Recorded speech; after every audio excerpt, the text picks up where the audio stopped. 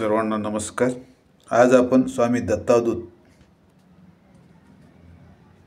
उर्फ स्वामी दत्तगिरी यांची माहिती घेणार आहोत। दत्तावधूत बालपणापासून उग्र तपस्या करीत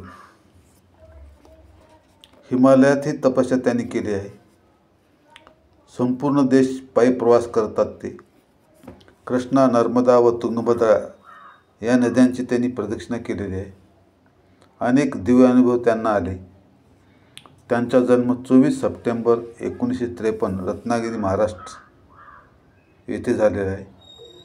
1.5 महिन्यात 2 दिवसाच्या आजाराने त्यांचा मृत्यू झाला।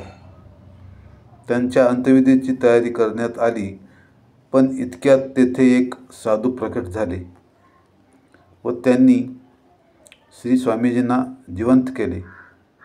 त्यानंतर ते साधू अचानक नाहीसे झाले। ते 2 वर्षाचे असताना एक सिद्धपुरुष आले।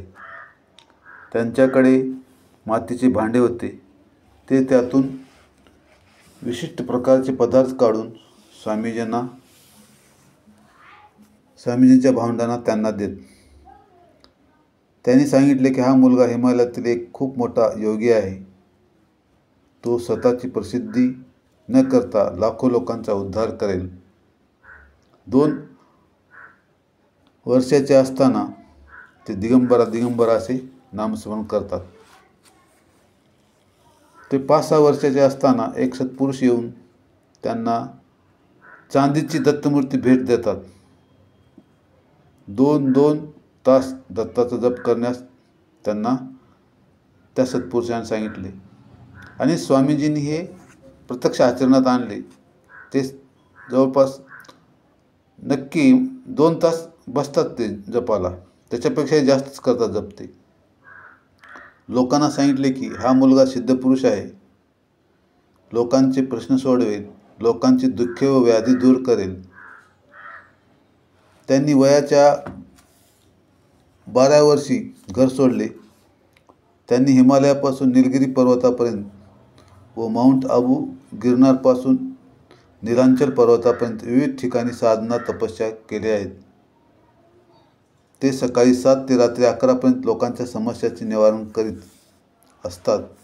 त्यांनी विविध प्रार्थना बरेच दिवस म्हटल्यानंतर श्री स्वामी समर्थ अक्कलकोट प्रकट झाले व ते म्हणाले, तू पोथ्या व पुस्तके लिही। पोथ्या लोकांच्या मनोकामना पूर्ण करतील, आदिव्याधी नष्ट करतील, संकटे दूर करतील व पुस्तके लोकांना अध्यात्माचे ज्ञान देतील। तर स्वामीने बरीच पुस्तकं लिहिलेली आहेत। ईश्वर भक्तीचे अनुभव, सिद्ध योगाच्या सहवातात आणि त्यांचे गाजलेले पुस्तक म्हणजे त्यांची भविष्यवाणी, अगम्यवाणी। धन्यवाद।